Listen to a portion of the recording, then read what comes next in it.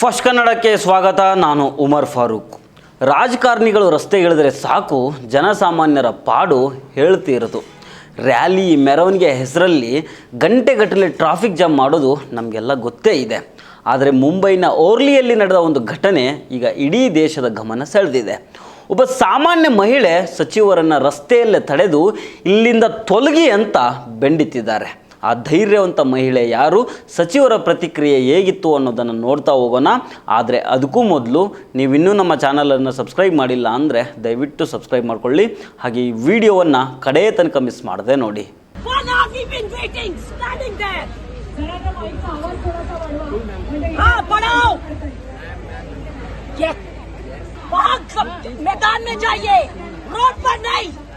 ಅಂದಂಗೆ ಈ ಘಟನೆ ನಡೆದಿದ್ದು ಮುಂಬೈನ ಜನನಿಬಿಡ ಓರ್ಲಿ ಪ್ರದೇಶದಲ್ಲಿ.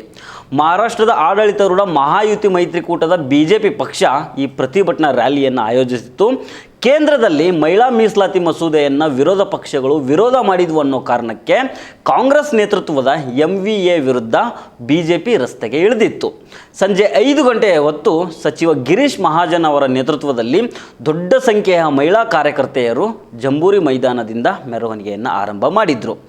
ಓರ್ಲಿ ಅಂದಮೇಲೆ ಕೇಳಬೇಕಾ, ಅದು ಸದಾ ವಾಹನಗಳಿಂದ ತುಂಬಿ ತುಳುಕುವ ಜಾಗ. ಈ ರ್ಯಾಲಿಯಿಂದಾಗಿ ಅಲ್ಲಿ ಕಿಲೋಮೀಟರ್ ಗಟ್ಟಲೆ ಟ್ರಾಫಿಕ್ ಜಾಮ್ ಉಂಟಾಗಿತ್ತು. ಇದೇ ದಟ್ಟಣೆಯಲ್ಲಿ ಮಹಿಳೆಯೊಬ್ಬರು ತನ್ನ ಕಾರ್ನಲ್ಲಿ ಸಿಕ್ಕಾಕೊಂಡಿದ್ರು. ಅವರು ತಮ್ಮ ಮಗುವನ್ನು ಶಾಲೆಯಿಂದ ಕರೆತರೋದಕ್ಕೆ ಹೊರಟಿದ್ರು. 1 ಗಂಟೆ 2 ಗಂಟೆ ಸತತ ಕಾಯುವಿಕೆಯಿಂದ ಮಗು ಹಸಿವು ಮತ್ತು ಆಯಾಸದಿಂದ ಕಂಗಾಲಾಗಿತ್ತು. ಆಗಲೇ ನೋಡಿ ಆ ಮಹಿಳೆಯ ತಾಳ್ಮೆಯ ಕಟ್ಟೆ ಹೊಡೆದಿದ್ದು. ಆ ಮಹಿಳೆ ನೇರವಾಗಿ ಸಚಿವ ಗಿರೀಶ್ ಮಹಾಜನ್ ಅವರ ಬಳಿಯೇ ಹೋಗ್ತಾರೆ. ಪಕ್ಕದಲ್ಲೇ ಇದ್ದ ಖಾಲಿ ಮೈದಾನವನ್ನು ತೋರಿಸಿ ಪ್ರತಿಭಟನೆ ಮಾಡೋದಕ್ಕೆ ಅಲ್ಲಿ ಜಾಗ ಇದೆ, ರಸ್ತೆಯಲ್ಲಿ ಯಾಕೆ ಮಾಡ್ತಾ ಇದ್ದೀರಿ ಅಂತ ಪ್ರಶ್ನೆ ಮಾಡ್ತಾರೆ.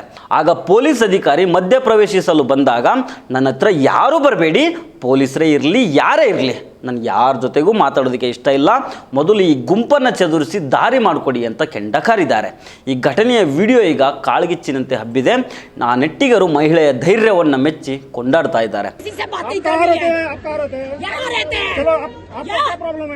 मुझे प्रॉब्लम है कि मैं इस रोड पर 1 घंटे से ज्यादा खड़ी हूँ. क्यों खड़ी हूँ? कहाँ पे वहाँ व्हीकल है आपका? चलो चलो चलो चलो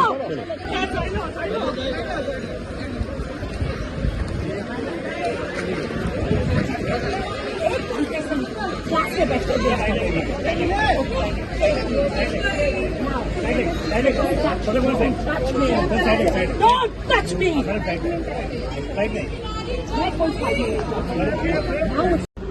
One hour we've been waiting, standing there. हाँ बढ़ाओ. Get. I want the fucking traffic moving.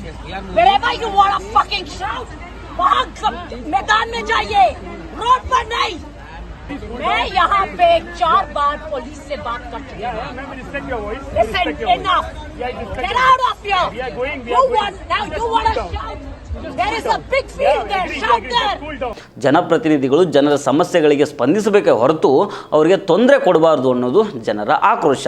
ಒಬ್ಬ ತಾಯಿಯಾಗಿ ತನ್ನ ಮಗುವಿಗಾಗಿ ಸಚಿವರನ್ನೇ ಎದುರಿಸಿದ ಈಕೆಯ ನಡೆ ಈಗ ಮುಂಬೈನಲ್ಲಿ ಚರ್ಚೆಯ ವಿಷಯವಾಗಿದೆ. मैं गलत नहीं कहूँगा. कल महिलाओं का जन आक्रोश मोर्चा था. महिला बिल पास न होने के कारण कांग्रेस के खिलाफ महिलाओं ने इसका आयोजन किया था और हजारों की संख्या में हमारी बहनें महिला उस मोर्चा में शामिल भी थी.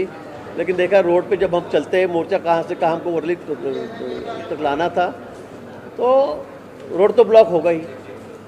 थोड़ी तकलीफ तो होती है अभी हर आंदोलन में. अभी आप इतने बड़े बड़े आंदोलन हैं, कितने कितने दिन के आंदोलन चले, पूरे हाईवे जाम हो जाते हैं, लोगों को 2-2-3 दिन रुकना पड़ता है. तो सारी बातें गलत है. मैं ये नहीं कहूँगा उसको समर्थन करूँगा, लेकिन अभी थोड़ी देर के लिए लोगों को तकलीफ हुई, ट्रैफिक भी जाम हुई, ये बात सही है. लेकिन इसका मतलब इतनी असंसदीय भाषा में आप बोलोगे, वहाँ के इतना किसी को भी कुछ भी बोलोगे. मुझे बोला तो ठीक है, लेकिन पुलिस के बारे में भी बहुत गलत टिप्पणी उन्होंने वहाँ पर की. रास्ते पे बॉटल पड़ी थी, वो फेंक के मोर्चा में, वो उठा के मोर्चा में फेंक कर उन्होंने मारी. तो ये भी कोई सही बात नहीं थी. मतलब ये भी बात मुझे लगता है, ये कहते हैं उनका संताप व्यक्त करना मैं गलत नहीं कहूँगा. उनको देरी हो गई, परेशानी हो गई, उनको स्कूल में जाना था, मैं बिल्कुल ये बात को मानता हूँ. लेकिन इसके लिए आप पुलिस पे कंप्लेंट कर सकते थे. और इस मोर्चा की परमिशन तो हमने पहले से ही लेके रखी थी. हर जाओ, जहाँ भी हो, कोई भी पार्टी का मोर्चा हो, कोई भी संस्था, कोई किसी का भी मोर्चा हो, तो उसकी परमिशन तो ली जाती है। हमने भी कल की परमिशन ली थी, रूट भी हमने दिया था, उस रूट से हम जा रहे थे, लेकिन वहाँ ट्रैफिक जाम होने से या एक साइड बंद होने से उनको परेशानी हुई, ये मैं मानता हूँ।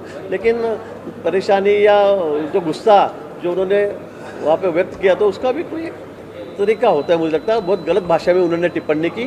फिर भी हमने कहा है कि मैंने उनको समझाया कि 10 मिनट में हम लोग क्लियर कर देंगे रास्ता और अगले टाइम हम ध्यान रखेंगे। मैंने ऐसे भी उनसे कहा, मैंने उनको सॉरी भी कहा कि 10 मिनट दीजिए, हम लोग क्लियर कर देंगे।